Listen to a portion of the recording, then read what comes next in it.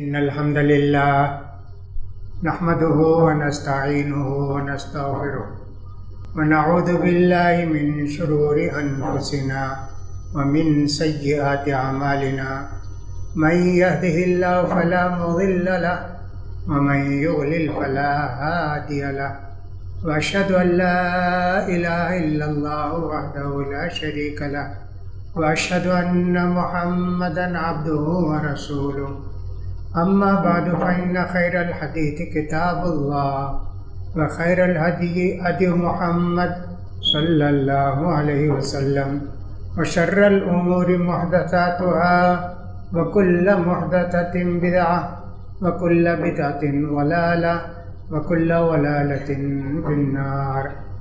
يقول سبحانه وتعالى في محكم تنزيله: لتبلون في أموالكم وأنفسكم ولتسمعن من الذين أوتوا الكتاب من قبلكم ومن الذين أشركوا أذى كثيرا وإن تصبروا وتتقوا فإن ذلك من عزم الأمور. وعن أبي هريرة رضي الله تعالى عنه قال: قال رسول الله صلى الله عليه وسلم: لا يؤمن أحدكم حتى أكون أحب إليه من والده وولده والناس اجمعین. حاضرین جمعہ اور خواتین اسلام، خطبہ مسنونہ کے بعد میں نے سورہ آل عمران کی آیت نمبر 136، 186، 180 پر 6 پڑھی. اس آیت مبارکہ کے اندر اللہ تعالیٰ ارشاد فرماتے ہیں: مسلمانوں، تم آزمائے جاؤ گے تمہارے مال سے اور تمہاری جانوں سے. آزمائش آئے گی اللہ کی طرف سے کہ جان بھی دینا پڑے گا، مال بھی دینا پڑے گا. دوسری آزمائش یہ بھی آئے گی کہ صاحب جو لوگ یہود و نصارہ ہیں ان کی طرف سے اور مشرکین کی طرف سے بہت ساری گندی باتیں، غلیظ باتیں، گالیاں تم کو سننا پڑے گا. اذن کثیرہ، دل کو چھید دینے والی ایسی باتیں ہوں گی. کیا کریں؟ کہا فَإِن تَصْبِرُوا وَتَتَّقُوا فَإِنَّ ذَلِكَ مِنْ عَزْمِ الْأُمُورِ. اگر تم شریعت کے احکام پر عمل کرو گے اور برداشت کرو گے تو یہ بہت بڑی بہادری ہے. بخاری مسلم کی ایک حدیث بھی میں نے پڑھ کر سنائی کہ ابو ہریرہ رضی اللہ تعالیٰ عنہ کہتے ہیں کہ نبی کریم صلی اللہ علیہ وسلم نے فرمایا: تم نے کہا کوئی بھی آدمی سچا پکا مسلمان اس وقت تک نہیں ہو سکتا جب تک کہ میری محبت، اللہ کے رسول کی محبت اس کے دل میں اس کے ماں باپ سے، بچوں سے، سارے لوگوں سے بڑھ کر نہ ہو جائے. نبی کریم صلی اللہ علیہ وسلم کے زمانے میں بھی بہت سارے آپ کے دشمن تھے جو آپ کو برا بھلا کہتے تھے، آپ کی برائی لوگوں سے بیان کرتے تھے. نعوذ باللہ، کوئی برائی نہیں تھی، نیکیوں کی بھی برائی بتاتے تھے. ابو لہب آپ کا چچا بھی تھا اور ایک آدمی تھا یہودیوں کا سردار، خیبر میں رہتا تھا. اس کا بڑا قلعہ تھا، اس کا نام تھا کعب بن اشرف. یہ بہت ساری دشمنی اللہ کے رسول سے کرتا تھا اور کافروں کو ہمیشہ مسلمانوں کے خلاف لڑنے کے لیے ابھارتا تھا. جنگ بدر ہوئی تو اس کو یقین تھا کہ مسلمان اب ہمیشہ کے لیے ختم ہو جائیں گے. بہت اس نے بھی مدد کی ہوگی، لیکن مسلمانوں کو جب جیت ہو گئی اب اس کو بہت مایوسی ہوئی. جا کے مکے کے لوگوں کو بہت ابھارا کہ بھئی انتقام لینا ہے بڑے بڑے سردار تمہارے مارے گئے، زندگی میں کیا مزہ ہے؟ ابو سفیان بھی کہنے لگا جب کافر تھا، میں نہاؤں گا بھی نہیں اور بیوی کے پاس جاؤں گا بھی نہیں جب تک کہ بدلہ نہیں لے لیتا۔ تو اس میں کعب بن اشرف بھی تھا جو جا کے کافروں کو ابھارتا تھا۔ اس کے علاوہ اللہ کے رسول صلی اللہ علیہ وسلم کے صحابہ کی بیویوں سے بھی عشق و محبت کے اشعار لکھتا تھا، سناتا تھا۔ اللہ کے رسول کے تعلق سے بھی بہت ساری غلط باتیں کہتا تھا۔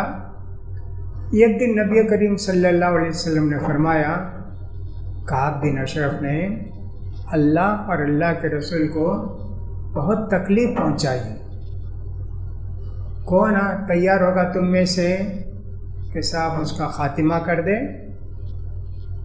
اور ابو حذیفہ تیار ہوئے، اللہ کے رسول میں تیار۔ اب رات دن یہی فکر کہ اللہ کے رسول کی عزت بچانا ہے اور اس دشمن کو ختم کرنا ہے۔ انہوں نے چند صحابہ کو ساتھ لیا، 4-5 کو۔ اس میں سے ایک ابو نائلہ بھی تھے جو کعب بن اشرف کا دودھ شریک بھائی تھے، کعب بن اشرف کے۔ گئے جا کے ابو حذیفہ نے کہا کعب بن اشرف سے، بھئی یہ نبی جو ہے نا ہمیشہ صدقہ دو، خیرات دو، یہ سب ہمیشہ مانگتے رہتے ہیں، ہم کو خود بھی بڑی تکلیف ہو رہی ہے، کھانے پینے بھی نہیں ملتا ہے۔ ایسا بولے، اللہ کے رسول سے پہلے اجازت لے لیے، اللہ کے رسول آپ اجازت دیجئے، اگر مجھے کچھ کرنا پڑے تو کہوں گا، لیکن میرے دل میں اس کے خلاف ہوگا۔ کعب بن اشرف یہودی نے کہا، ابھی تو شروع ہے، آئندہ تک اور کیا کیا ہوتا؟ انہوں نے کہا، بھئی کچھ دے سکتے کیا، غلہ، گیہوں، جو وغیرہ دینا ہے لے جا کے ان کو؟ کہا کہ ہاں ٹھیک ہے دیتا ہوں، لیکن کچھ نہ کچھ گروی رکھنا، لا کے رکھو تو دوں گا۔ کہا کہ صاحب کیا رکھیں؟ کہا تمہاری بیویاں ہیں، لا کے رکھو ہمارے قلعے میں، جب تم واپس کر دو گے تو میں چھوڑ دوں گا ان کو۔ کہا کہ صاحب بہت عار کی بات ہے، ہماری بیویاں آ کر تمہارے پاس رہیں گے تمہارے قلعے میں، کیا بولیں گے لوگ؟ کہا اچھا ایسا کرو تمہارے بچوں کو لا کے رکھو۔ کہا کہ یہ بھی بہت بری بات ہے، زندگی بھر ہمارے بچوں کو بولتے رہیں گے 2 کلو کا لفظ تو نہیں ہے، 1 سا 2 سا کے بدلے تمہارے بابا تمہارے والد لے جا کے تم کو گروی رکھے تھے، بہت عار ہے۔ کہا البتہ میں ہتھیار لا کے رکھ سکتا ہوں، تلوار وغیرہ جو میرے پاس ہے۔ کہا ٹھیک ہے وہ بھی لا کے رکھو۔ تو بہرحال یہ لوگ گئے، رات کا وقت ہے، اندھیرا وقت ہے، جا کے اس کے قلعے میں داخل ہو کر آواز دیا اس کو، کعب بن اشرف کو۔ تو کہا ہاں آتا ہوں۔ اس کی بیوی نے کہا کہاں جاتے؟ کہا ارے ابو نائلہ میرا دوست شریک بھائی آیا ہے اور وہ ابو حذیفہ آئے ہیں، میں ان کے پاس جاتا ہوں۔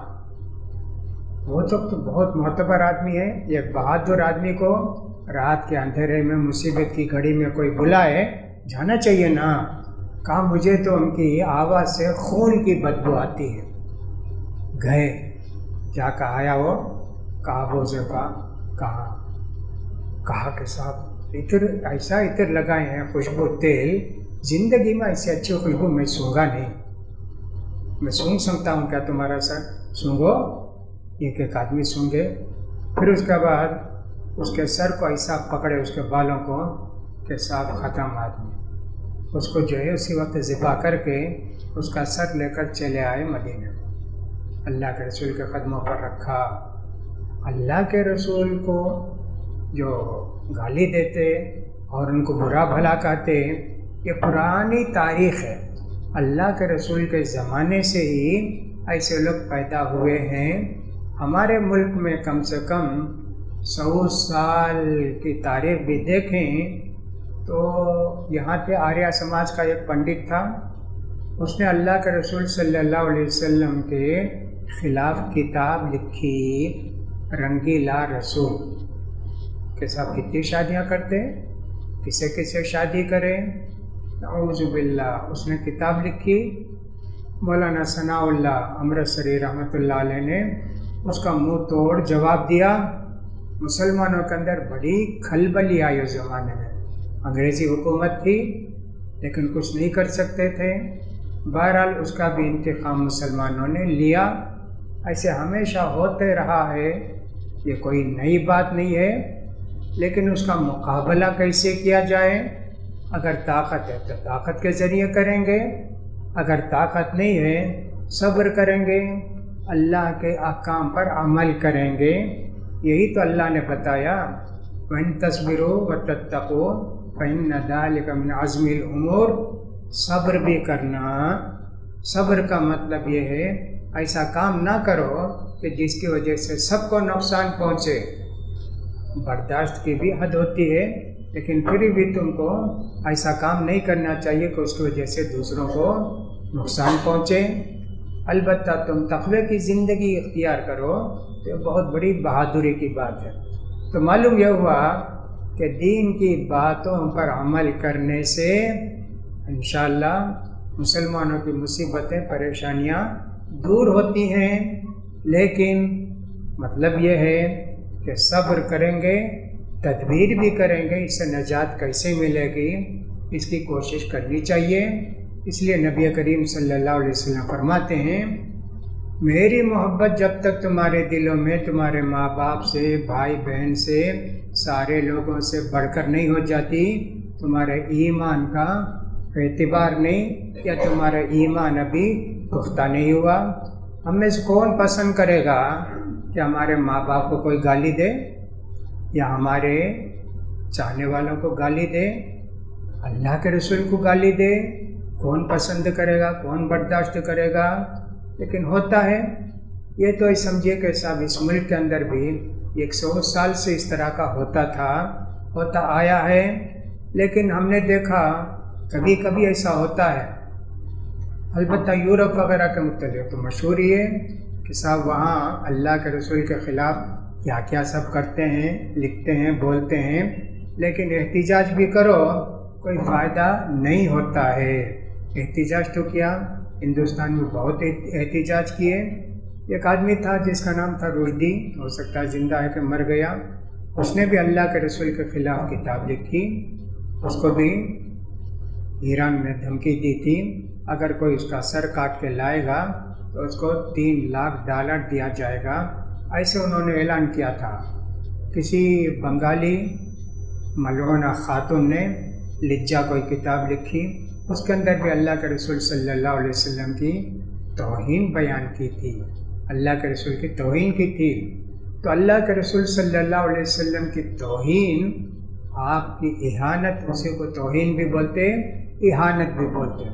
मुसलमान बर्दाश्त नहीं कर सकते, इसको हम जहन में रखें।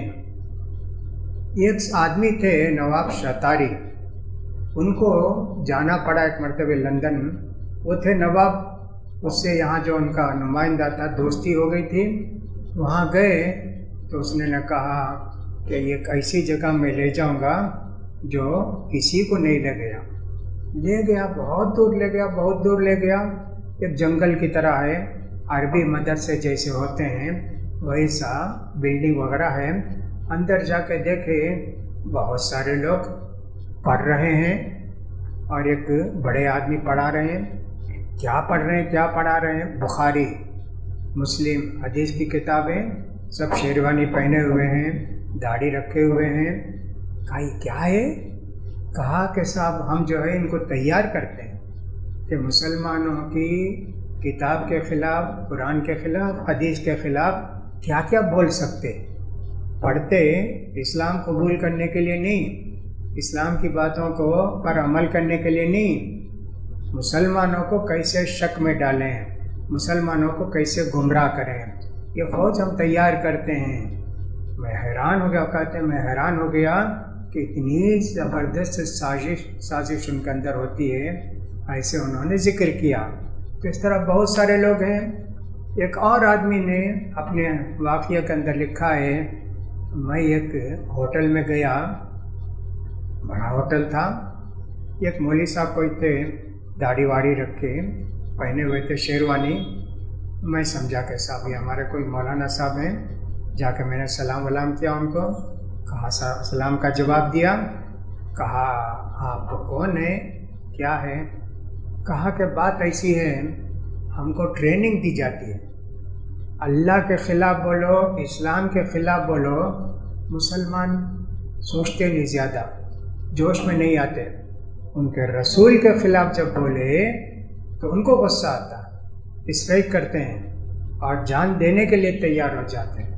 وہ ٹریننگ ہم کو دی جاتی ہے. میں مسلمان نہیں ہوں، میں عیسائی ہوں، ایسا انہوں نے لکھا چند سال پہلے. دیکھیے کیسے کیسے حربے استعمال کیے جاتے ہیں اسلام کو بدنام کرنے کے لیے، اور اللہ کے رسول صلی اللہ علیہ وسلم پر تہمت لگانے کے لیے ہوتا ہے. سورہ نور کے اندر اللہ تعالیٰ نے ارشاد فرمایا، ان الذین جاءوا بالافک عصبۃ منکم لا تحسبوه شرا لکم بل هو خیر لکم. نبی کریم صلی اللہ علیہ وسلم جہاد سے واپس آ رہے تھے. آپ کے ساتھ آپ کی بیوی عائشہ رضی اللہ تعالیٰ عنہ ام المؤمنین بھی ساتھ تھی. واپسی میں ایک جگہ پڑاؤ کیے. صبح کا وقت تھا.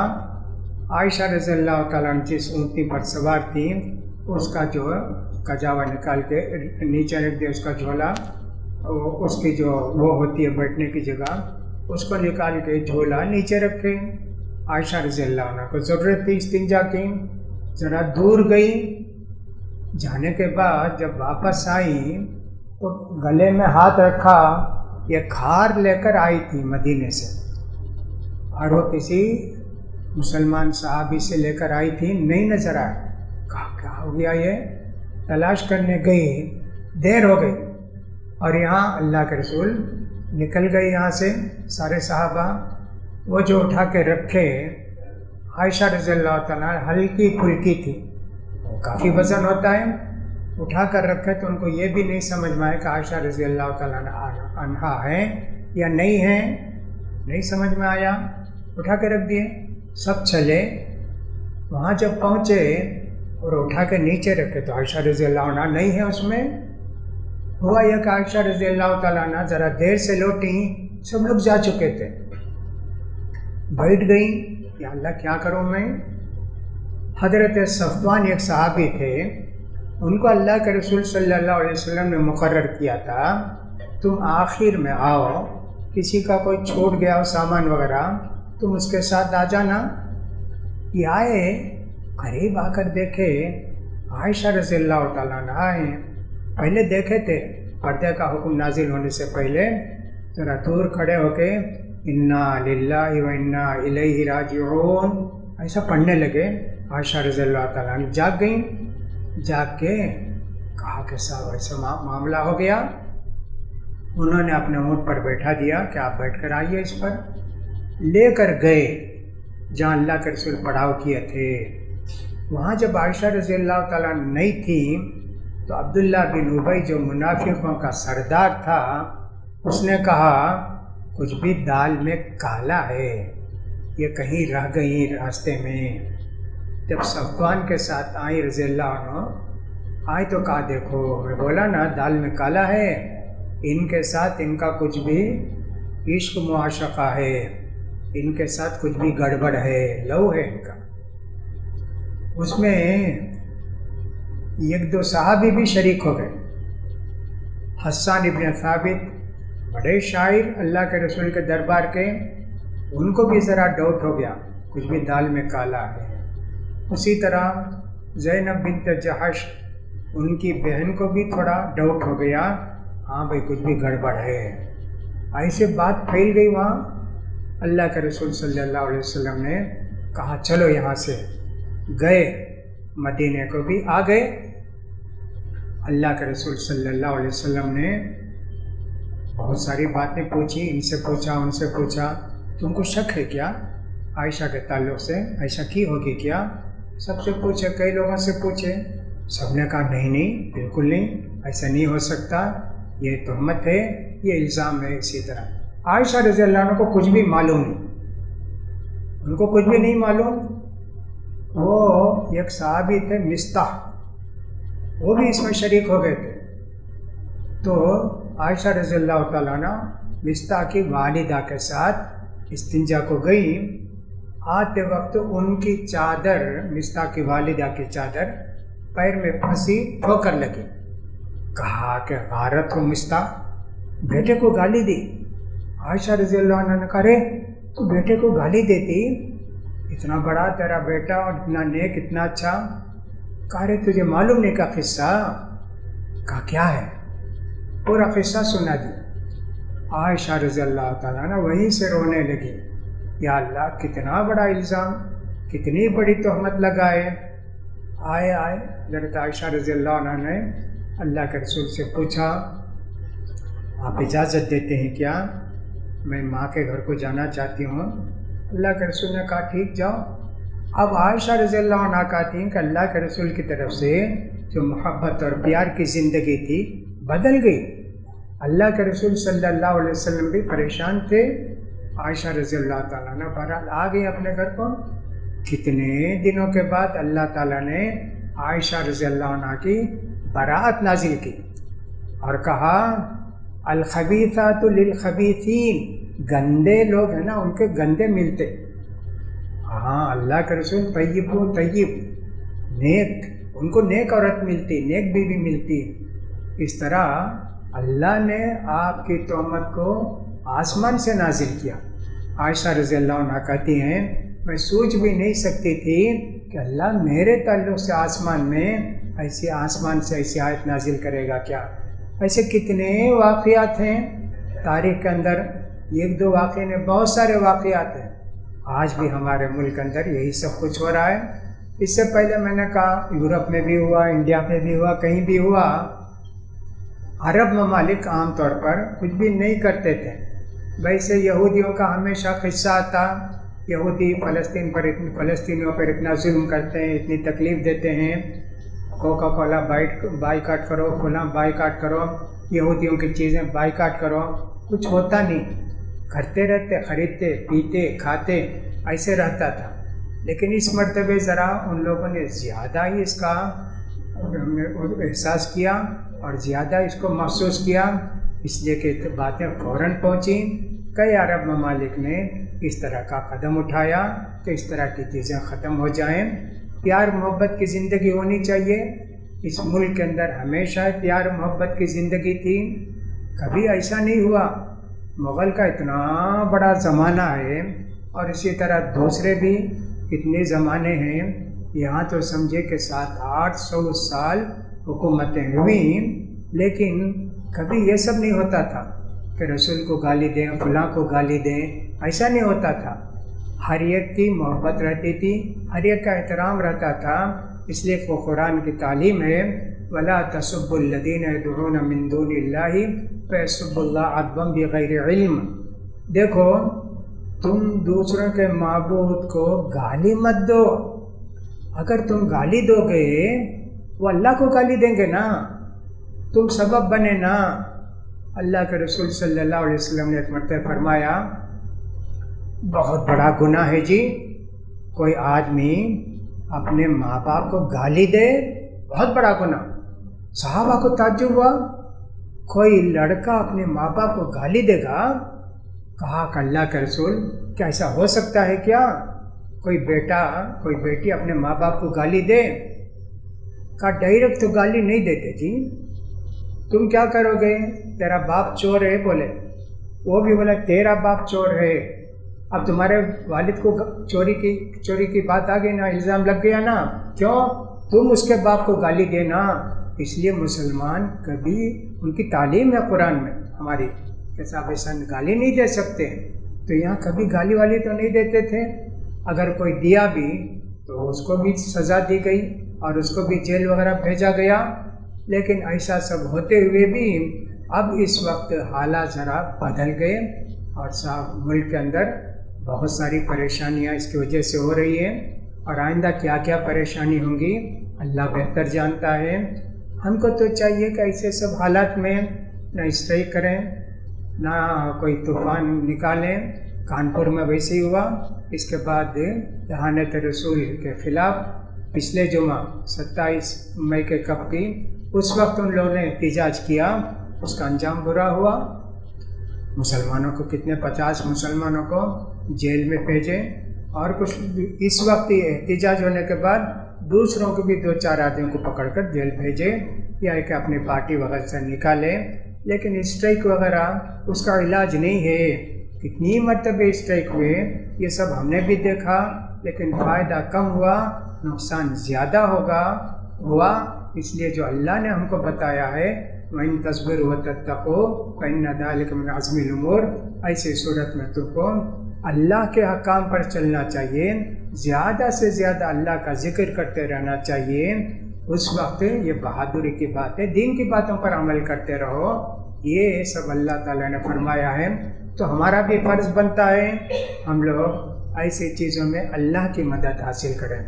استعینوا بالصبر والصلاۃ، یہی تعلیم قرآن دیتا ہے۔ مصیبتوں میں، پریشانیوں میں صبر سے کام لو اور نماز کی طرف توجہ دو۔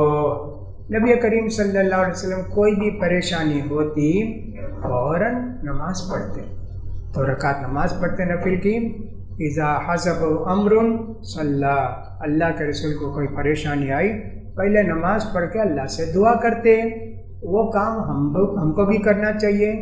فرض نمازوں کی پابندی بھی اگر مسلمان کریں بہت بڑی بات ہے۔ اتحاد و اتفاق ہی ساری کامیابی کی ضمانت ہے۔ اگر ہمارے اندر اتحاد اتفاق پیدا ہو گیا، اس سے بڑی نعمت کچھ نہیں۔ اور اتحاد اتفاق پیدا ہوتا ہے مسجدوں میں، جب نماز کو آتے ہیں ایک دوسرے سے ملتے جلتے ہیں، حال چال معلوم کرتے ہیں، اتحاد و اتفاق پیدا ہوتا ہے۔ لہٰذا دین کو تھامنا، دین کی باتوں پر عمل کرنا ہی ساری مصیبتوں کا، بلاؤں کا، پریشانیوں کا علاج ہے۔ اللہ تعالیٰ ہم سب کو صبر کی توفیق دے، دین کی چھوٹی چھوٹی باتوں پر عمل کرنے کے اللہ ہم سب کو توفیق دے۔ زیادہ سے زیادہ ہم اللہ کو یاد کریں تاکہ ہماری پریشانیاں دور ہوں۔ اور اس وقت جو کچھ حالات ہیں، اللہ تعالیٰ ظالموں کو ان کے ظلم کی سخت سزا دے۔ اللہ تعالیٰ ان کی پریشانیوں سے ہم کو اور ساری دنیا کے لوگوں کو بچائے۔ اللہ تعالیٰ ہم کو ہمارے رسول کی محبت ہمارے دلوں میں پیوست کر دے، تاکہ آپ کی ہر سنت پر عمل کریں، آپ کی ہر بات پر عمل کریں۔ اللہ توفیق دے۔ اقول قولی ھذا واستغفر اللہ لی ولکم ولسائر المسلمین فاستغفروہ انہ هو الغفور الرحیم۔